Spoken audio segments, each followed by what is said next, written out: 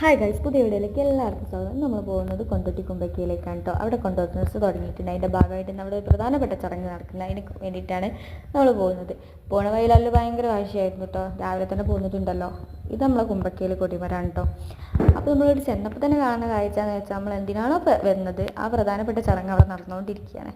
നമ്മളവിടെ വലിയത്തോക്ക് കുളിപ്പിക്കുക എന്ന് പറഞ്ഞ ഒരു ചടങ്ങുണ്ട് കൊണ്ടോട്ടി നേർച്ചയുടെ ഭാഗമായിട്ട്. അതവിടെ നിർത്തി വെച്ചിട്ട് കുറേ കാലമായി. ഇപ്പോൾ 14 വർഷങ്ങൾക്ക് ശേഷം വീണ്ടും തുടങ്ങിയതാണ് പറഞ്ഞ് കേട്ടിട്ടുള്ളത് കേട്ടോ.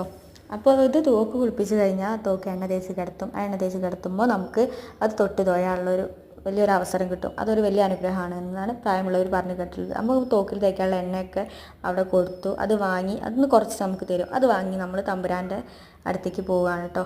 തമ്പുരാൻ്റെ അടുത്തേക്ക് പോകുമ്പോൾ പിന്നെ പറയണ്ട, അവിടെ ഒരു കുളം. ആ കുളത്തിലാണ് ഇഷ്ടം പോലെ മീനും. ആ മീനെ കണ്ടപ്പോൾ പിന്നെ ലല്ലുകൊണ്ട് ഋഷിക്കും പിന്നെ അവിടെ നിന്ന് പോരാനേ തോന്നുന്നില്ല. ആ മീൻ പറഞ്ഞ് അങ്ങനെ നിൽക്കുക എന്നാലും നമുക്ക് തമ്പുരാൻ തൊഴലാണല്ലോ മെയിൻ. അങ്ങനെ ഞങ്ങൾ അവരെടുത്ത് പോന്നു കേട്ടോ. വാശിയൊക്കെ പിടിച്ചിട്ടുണ്ട്. അങ്ങനെ നമ്മൾ തമ്പുരാനെ തൊഴുതു. നമുക്ക് അവിടെ നിന്ന് എണ്ണയും പഴമൊക്കെ തന്നു. അതൊക്കെ നമ്മൾ കഴിച്ചു.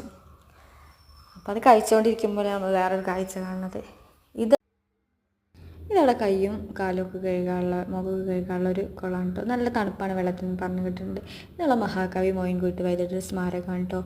ലല്ലു അവിടെ പോയി എന്തൊക്കെയൊക്കെ പറയുന്നുണ്ട്. കലാവാസന ഇപ്പം തന്നെ വളരട്ടെ എന്ന്.